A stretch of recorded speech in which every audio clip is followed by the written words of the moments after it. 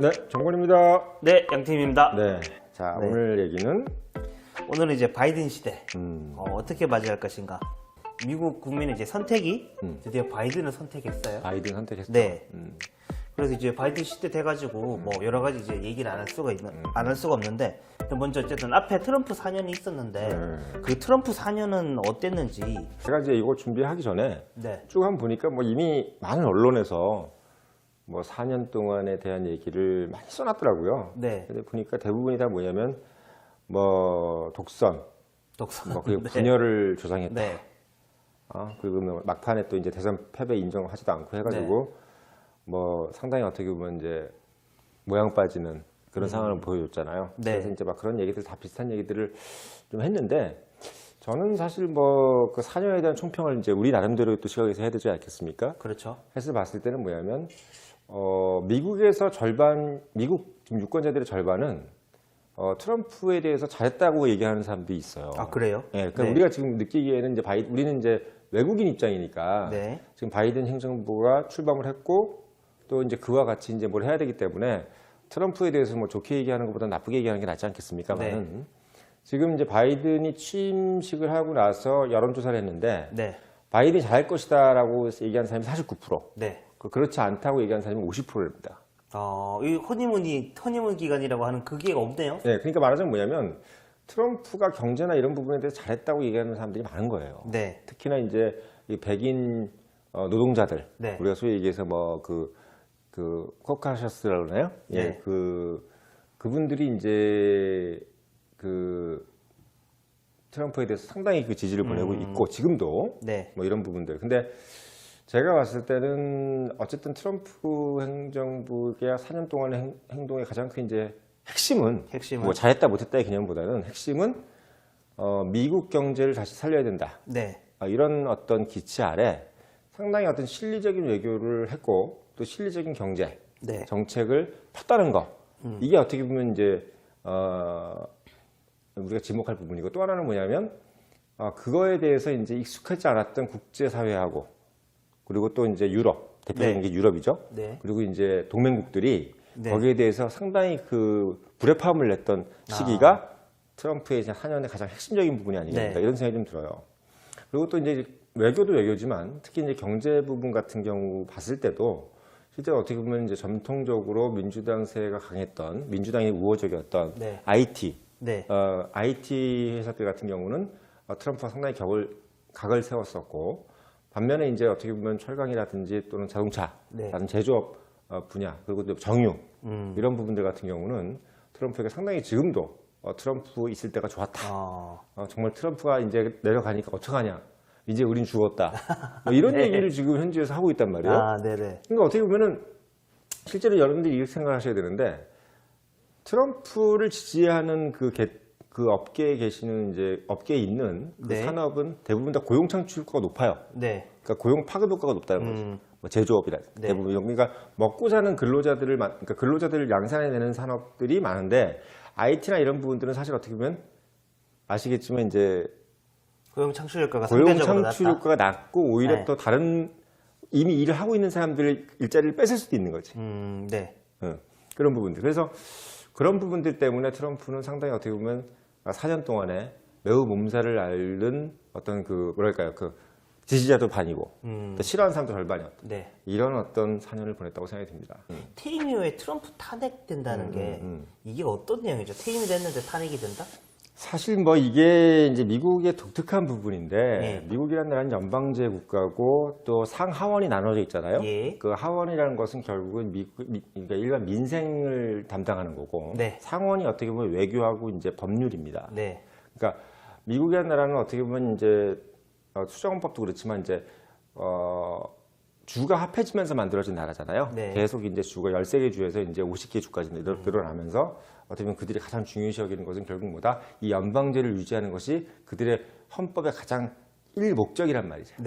근데 이제 그런 부분에서 봤을 때 그 상원에서 그 담당한 연방제를 이제 지키는 어떻게 보면 50개 주를 지켜야 되는 의무를 갖고 있는 그 상원에서 탄핵에 대해서 하자 이렇게 얘기가 나왔단 말이에요. 그 의견을 제시해서 지금 진행이 된 겁니다. 그리고 사실 실제로 이제 지금 대법원장이 나는 이거에 대해서는 별로 얘기하고 싶지 않다. 왜? 네. 재임 기간에 탄핵을 얘기하는 것이지 이미 끝난 사람한테 무슨 얘기를 하느냐. 네. 이렇게 얘기가 지금 돼서 자기는 한 발 빼앗았단 말이죠. 그럼 미국 헌법에 있어서는 뭐냐면 대법원장이 만약에 없을 때는 상원위원장이 대신해요. 아, 네. 예. 그리고 이제 상원위원장 같은 경우는 또 이제 어떻게 보면 부통령인 거죠. 그렇죠. 그러니까 이렇게 되기 때문에 어떻게 보면은 민주당 부통령이기 때문에 형평성이 위배되는 거지. 말하자면 뭐 공화당 대통령을 민주당 부통령이 예를 들면 뭐 이 사람은 탄핵되는데 이렇게 얘기하면 또 문제가 되기 때문에 네. 또 이런 부분이 또 있고 그리고 또 하나는 뭐냐면 상원 3분의 2가 찬성을 해야 돼요. 네. 그래서 이제 민주당하고 공화당이 지금 50대 50인데 어떻게 보면은 17개, 17개를 더 이제 공화당 쪽에서 찬성을 해야 되는데 현실적으로 어렵죠. 그래서 어떻게 보면 민주당 50에 네. 공화당 17개 해서 67개 석이 네. 67석이 찬성을 해야 된다. 근데 현실적으로 좀 그거는 좀 어렵지 않겠느냐. 네. 이렇게 보이는 거죠. 이제 탄핵을 되면 다시 재선을 도전을 못 한다고 하는데 민주당 이제 부통령이 그 어느 때보다 강력하다는데 앞으로 어떻게 될지 궁금하긴 합니다. 네. 그렇다면 이제 지나간 4년 놔두고 앞으로 4년 이제 아까 취임사 그 취임식 얘기도 하셨는데 앞으로 4년 이제 볼 수 있는 게 저희가 취임사라든지 그다음에 이제 새로 임명한 내각들 이런 것들을 봤을 때 앞으로 4년 어떻게 될 건지 이게 참 궁금합니다. 사실 뭐 이제 미국 요번에 이제 내각 보시면 아시겠지만 네. 우리나라 민주당하고 비슷하죠. 어떻게 보면 지금 뭐 여성하고 유색, 네. 인종 그리고 이제 소수 인종, 네. 그러니까 소수자들이지. 그러니까 오히려 이제 이런 얘기까지 나오고 있어요. 이제 바이든 행정부 내각 구성을 보면은 오히려 흰둥이 찾기 어렵다. 예, 흰둥이가 더, 그러니까 한마디 이런 얘기 말씀드리도 보이지만 이제 백인을 찾는 게 더 어려울 정도로 네. 오히려 흑인 그리고 네. 이제 아시아 그리고 요번에 뭐 아시겠지만 그 해리스 부통령 같은 경우는 네. 예, 뭐 인도하고 이제 여러 가지 합쳤죠. 네. 그러니까 뭐 아시아랑 아프리카까지 다 합쳐진 분이기 때문에 예. 그런 부분을 봤을 때는 사실 뭐 내각의 모습은 전형적인 민주당이 추구하는 네. 소수와 다양성 이것을 다 이제 이루어낸 네. 그런 내각이라고 볼 수 있죠. 아. 다만 이제 독특한 이제 뭐 부분은 국방부 장관 같은 경우는 네. 뭐 여전히 네. 또 군 출신으로 똑같이 공화당 때하고 똑같이 네. 그렇게 진행이 되고 있습니다. 이 최초의 여성 부통령 그리고 최초의 여성 재무장관 하지만 국방부 장관은 예전에 군 출신 물론 그렇죠. 우리나라와 달리 현역이 아니라 이제 어쨌든 그 민에 의한 군에 영향력을 끼치기 위해서 하긴 하지만 언젠가는 뭐 군 출신이 아닌 국방부 장관이 들어올 수도 있을 것 같은 옛날에 뭐 그런 느낌이 케네디가 드네요. 이제 그런 부분을 좀 시도를 했었죠. 네. 국방장관을 이제 민간인으로 썼잖아요. 네. 근데 사실 뭐 그게 이제 어떻게 보면 모양인데 어떻게 보면 뭐 군인 출신이 낫지 않겠습니까? 네, 그런 부분들은 좀 똑같아요. 민주당 네. 현재 민주당이나 네. 공화당이나. 그렇게 정권 교체가 됐음에도 불구하고 미국이라는 나라가 계속 유지할 것은 어떤 게 있을까요? 뭐 결국은 이제 미국의 국익이겠죠. 네. 미국의 국익이 이제 뭐 트럼프도 결국은 미국의 국익을 어떻게 해석했느냐의 문제고 바이든도 결국은 이제 미국의 국익을 어떻게 해석하느냐의 문제인데 바이든 같은 경우는 민주당 같은 경우는 결국은 이제 미국의 가장 핵심적 가치는 민주주의라는 얘기고 네. 그리고 트럼프의 가장 핵심적 가치는 자본주의라는 얘기입니다. 네. 한마디로 얘기하면 트럼프는 우리가 벌어먹고 사는 것이 중요한 거 아니냐 네. 이런 얘기인 거고 바이든은 뭐냐면 민주당의 개념은 밥만 먹고 사는 게 인간이 아니다. 인간성을 우리가 추구해야 되는 것이 아니냐. 네. 이게 어떻게 보면 이제 그들이 갖고 있는 가장 핵심적인 부분인데 네. 그 부분에서 트럼프 같은 경우는 우리는 자본주의의 총화, 우리는 선두주자, 프론티어다 이런 네네. 개념인 거고 민주당은 바이든 같은 경우는 우리가 인간의 존엄성 네. 그리고 민주주의 이 핵심이잖아요. 자유와 평등 이 부분을 전 세계적으로 퍼뜨리는 역할이 가장 크다라는 개념으로 이제 시작을 할 건데 네. 어떻게 보면 4년에 이제 앞으로 4년에 가장 큰 공통 변하지 않는 부분은 역시나 모르겠지만 1등인 거죠. 어떤 경우의 이념으로 간에 결국 미국이란 나라가 전 세계에 뭔가의 영향력을 가장 크게 발휘하는 나라로 유지할 것은 똑같다는 거죠.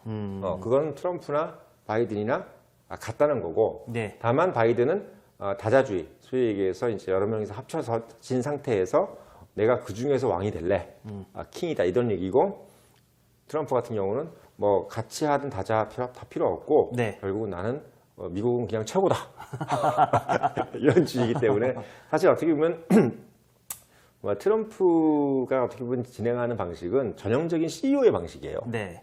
아시겠지만 뭐 MB도 약간 그런 거 있잖아요. 그런 그렇죠? 면이 있었죠. 그러니까 우리가 보통 보면 이제 우리 보시는 이제 시청자분들이 좀 아셔야 되는 게 뭐냐면 이 정치와 경제의 가장 큰 차이, 그리고 기업과 정치의 가장 큰 차이가 뭐냐면 기업은 CEO가 물론 뭐 여러 가지 임원들이 있긴 하지만 CEO, 특히 큰 조직이 큰 기업일수록 CEO 영향이 상당히 크다는 거죠. 그래서 CEO가 결정하는 부분들을 그렇다면 탑다운 방식이라는 것이 매우 중요한데 또 사실 그게 또 기업이 빠른 결단을 내어서 빠른 어떤 진행을 할 수 있는 그 핵심이 되는 거예요.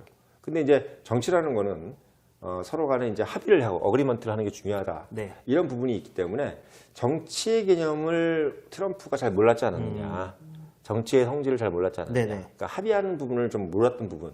이게 트럼프가 좀 어떻게 보면 진행 과정에서 추구하는 가치는 좋았으나 어떻게 보면 진행 과정이 매우 기업스러웠다. 이런 네. 부분이었지만 바이든 같은 경우는 반대로 전형적인 정치인. 네. 그러니까 지금 뭐 보면 이번에 내각들도 보면은 대부분 다 직전에 정부의 경험이 있던 사람들을 대부분 다 장관으로 앉혔어요. 네. 근데 이제 트럼프 같은 경우는 대부분 다 기업이거나 민간 쪽에 있었던 사람들.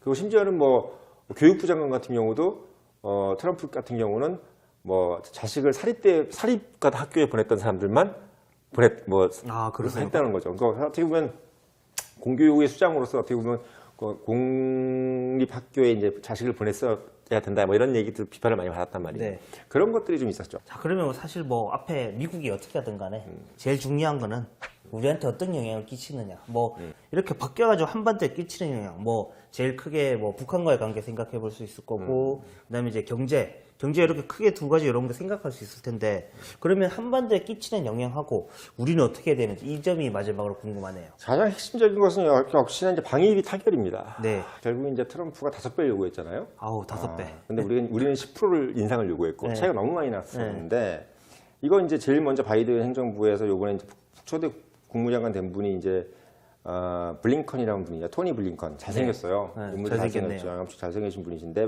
영화 배우죠. 네. 이 초대 국무장관으로 지명된 토니 블링컨이 제일 먼저 한 얘기가 우리 한반도 정책에서 방위를 빨리 조속히 타결하겠다. 그리고 이제 대북 정책을 재검토하겠다. 네. 이게 이제 어떻게 보면 바이든 행정부가 제일 처음에 이제 천명한 얘기란 말이죠. 네. 대북 정책을 재검토하겠다는 것은 한마디로 얘기하면 북한한테 본때를 보여주겠다는 얘기죠. 네. 북한한테 본때를 보여주겠다. 지금까지 트럼프랑 아주 잘 놀았다 너희들. 네. 이제는 너희들 그냥 안 넘어간다. 네. 그러니까 어떻게 보면 민주당은 전통적으로 봤을 때 공산주의를 상당히 싫어해요. 예.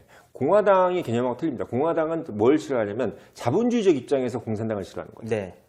그러니까 한마디로 얘기하면 내 자를 뺏어갈까봐 너희들이 싫어.